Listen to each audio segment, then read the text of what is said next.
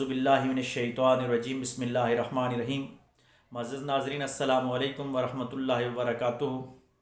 آج ہم اس حوالے سے بات کریں گے کہ بچے مسجد میں جائیں تو اس کا کیا انداز ہونا چاہیے، بچوں کو کس طریقے سے مسجد کے ساتھ مانوس کرنا چاہیے۔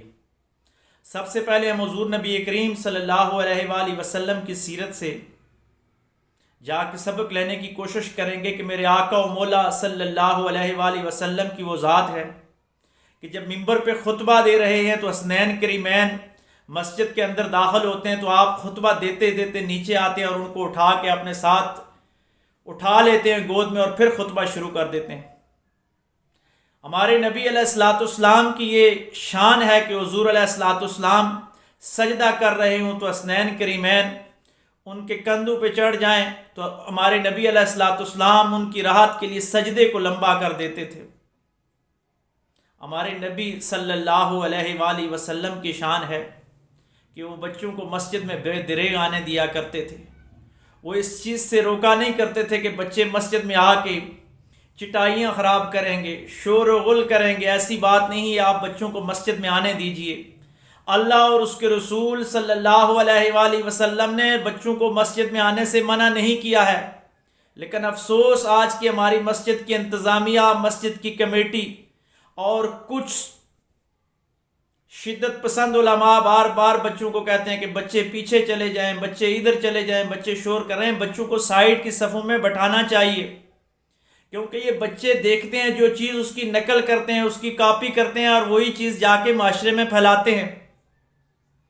کہاں گئی وہ سیرت کی باتیں کہ میرے آقا و مولا صلی اللہ علیہ وآلہ وسلم غالباً غزوہ تبوک سے واپس آ رہے تھے، راستے میں ایک پڑاؤ ڈالا تو وہاں حضور علیہ الصلوۃ والسلام کے صحابہ نے اذان دی۔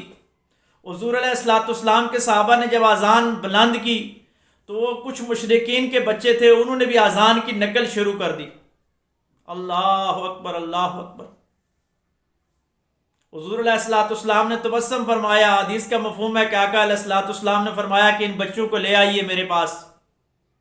وہ جب بچے حضور کے پاس لائے گئے، صحابہ لے آئے تو انہوں نے کہا کہ آپ کیا پڑھ رہے تھے، تو بچوں نے بھی ساتھ اللہ اکبر کہنا شروع کر دیا۔ تو اس میں سے ایک بچے کے سر پہ حضور علیہ الصلوۃ والسلام نے اس طرح ہاتھ رکھا،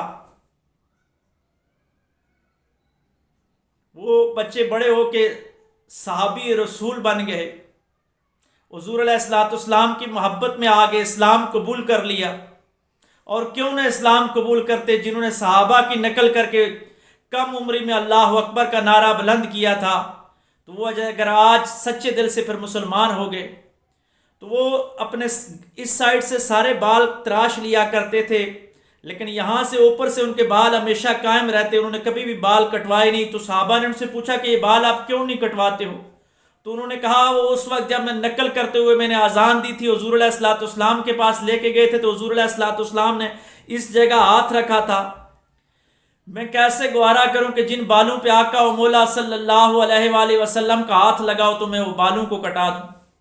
تو سیرت کے یہ واقعات مختلف کتابوں کے اندر نقل ہیں، ہم بچوں کو سیرت کی طرف اگر لے کے جائیں، حضور علیہ الصلوۃ والسلام کی سیرت سے روشناس کروا دیں۔ اصل زندگی تو محمد صلی اللہ علیہ وآلہ وسلم کی زندگی ہے، وہی اسوہ حسنہ ہے جو قرآن بتاتا ہے کہ آپ کے لیے بہترین نمونہ ہے۔ آپ بتائیے کہ کیا پیغمبر علیہ الصلوۃ والسلام نے کبھی بچوں کو مسجد میں آنے سے روکا ہے؟ جب پیغمبر علیہ الصلوۃ والسلام ان کو اٹھا کے خطبہ دے رہے ہیں، بچوں کی وجہ سے سجدہ لمبا کر رہے ہیں، تو یہ سنت بن گئی ہے ہمارے لیے کہ ہم بھی بچوں کا خیال کریں، بچوں کو مسجد میں فیسیلیٹ کریں۔ جب بچوں کو ہم مسجد میں سہولتیں دینا شروع کر دیں گے، جب بچے مسجد کے ساتھ مانوس ہو جائیں گے تو معاشرے میں ایک انقلاب آ جائے گا۔ اسی طرح بچوں سے لے کے پھر لڑکپن کی عمر شروع ہو جاتی ہے، لڑکپن میں اگر بچے آتے ہیں بالفرض ان کا موبائل آن ہے، اگر نماز کے دوران موبائل کی بل بج جاتی ہے تو نماز کے بعد ہمیں ان کو گھور گھور کے نہیں دیکھنا چاہیے، وہ بھی انسان ہے، ان سے غلطی ہو سکتی ہے۔ مسجد میں لوگوں کی اتنی حوصلہ افزائی کی جائے کہ دنیا کا تھکا ہارا غموں سے ڈوبا ہوا چور انسان مسجد میں آ کے راحت کا سامان لے کے جائے۔ جب ہم مسجدوں کو تالے لگانا شروع کر دیں گے، مسجد میں لوگوں کو گھور گھور کر دیکھنا شروع کر دیں گے، ہم سمجھتے ہیں کہ صرف مسجدیں بوڑھے لوگوں کے لیے ہیں، مسجدیں ان لوگوں کے لیے ہیں جو ہر وقت سجدے میں جن کا سر ہوتا ہے، یا ان لوگوں کے لیے ہیں جو صرف خشک عبادت کرتے ہیں۔ خشک عبادت سے معاف کیجیے گا، وہ عبادت میں کہہ رہا ہوں جو معاشرے میں کسی کے ساتھ بھائی چارہ اخوت اس سے نہیں بلکہ ربانیت کی طرف جا کے ہم اگر عبادت کرتے ہیں۔ اسلام ایسا دین نہیں ہے، اسلام ایسا مزاج ہمیں نہیں سکھاتا۔ اسلام کہتا ہے کہ آپ خود مسجد میں آئیں تو دوسروں کو بھی ساتھ لے کے آئیں۔ حضور علیہ السلام نے نہیں فرمایا کہ مسلمان وہ ہے، مومن وہ ہے جو اپنے لیے پسند کرتا ہے، وہی اپنے دوسرے مسلمان بھائی کے لیے پسند کرتا ہے۔ اگر میں اپنے لیے اللہ کا گھر پسند کرتا ہوں، مسجد پسند کرتا ہوں، تو میں اپنے بھائی کو کیوں نہیں مسجد لے کے آتا؟ میں اپنے بھائی کے راستے میں کیوں رکاوٹ بنتا ہوں؟ ہم لوگوں کا لباس دیکھنا شروع کر دیتے ہیں کہ اس لباس میں وہ مسجد میں آ رہا ہے، بھائی جس انداز کے ساتھ بھی آ رہا ہے وہ اپنے اللہ کے گھر میں آ رہا ہے۔ اللہ کے گھر سے ہم روکنے والے کون ہو سکتے ہیں؟ کیا سیرت میں یہ لکھا نہیں ہے کہ میرے آقا صلی اللہ علیہ وآلہ وسلم مسجد نبوی میں تشریف فرما ہے تو ایک غیر مسلم آ کے مسجد نبوی میں پیشاب کر دیتا ہے، صحابہ کرام اس کو مارنے کے لیے دوڑتے ہیں، حضور علیہ السلام ان کو روکتے ہیں کہ نہیں ایسا نہیں کرنا، یہ اللہ کے گھر میں آیا، اس کو چھوڑ دیا اور صحابہ کو کہا کہ آپ مسجد کو دھو دیجیے۔ تو ہمارے نبی صلی اللہ علیہ وآلہ وسلم کی تو یہ رحمت تھی، یہ رحمت للعالمین کے صدقے ہی تو دنیا میں اسلام پھیلا ہے۔ ہم اس رحمت کو بھلائیں، ہم زحمت نہ بنیں، ہم بچوں کو مسجد میں آنے دیں۔ بچے اگر مسجد میں آنا شروع ہو جائیں گے، ٹھیک ہے والدین کا یہ کام ہے، والدین کی یہ ڈیوٹی ہے کہ وہ بچوں کو سمجھائیں، لیکن سمجھانے کا انداز ایسا ہونا چاہیے کہ پیار و محبت کے ساتھ سمجھائیں۔ بچے 100 دفعہ غلطیاں کرتے ہیں لیکن پھر آخر میں وہ ٹھیک بھی ہو جاتے ہیں، لیکن اگر ہم ان کی لوگوں کے سامنے ڈانٹ ڈپٹ شروع کر دیں گے، پوری مسجد بھری ہوئی ہے، مسجد کی صفیں تیار ہیں اور وہاں ہم بچوں کو کوسنا شروع کر دیں گے تو کیا اگلی دفعہ وہ دل کے ساتھ مسجد میں آئیں گے؟ اگر ہم بچوں کو پکڑ پکڑ کر پیچھے کرنا شروع کر دیں گے تو پھر بچے دوبارہ مسجد میں نہیں آتے، بچے ڈر جاتے ہیں، بچے سہم جاتے ہیں۔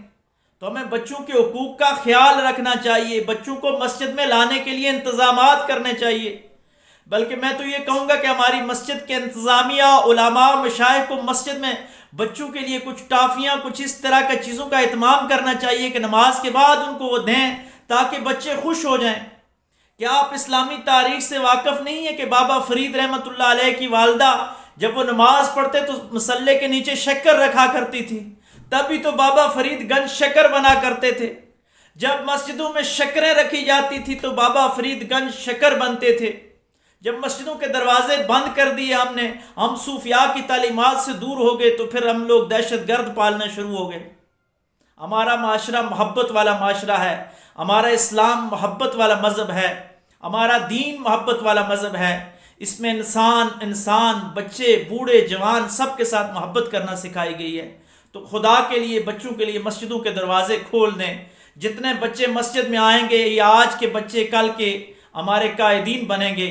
اگر یہ مسجد سے اچھا سبق لے کے جائیں گے، بچپن میں جس کی مسجد کے ساتھ محبت ہوگی، مسجد کے ساتھ تعلق ہو گیا تو وہ جوانی میں اور بڑھاپے میں اس مسجد کے ساتھ اپنا تعلق قائم کرے گا۔ آئیے آج کے دن ہم یاد کرتے ہیں کہ ہم اپنے بچوں کو ضرور مسجد کے ساتھ مانوس کریں گے، اور مسجد کے انتظامیہ اور مسجد کے جتنے بھی معاونین لوگ ہیں وہ بچوں کو وہاں سہولتیں دیں گے، محبت کے ساتھ ان کو مسجد میں ویلکم کریں گے۔ اللہ تبارک و تعالی ہمیں مسجدیں آباد کرنے کی توفیق عطا فرمائے۔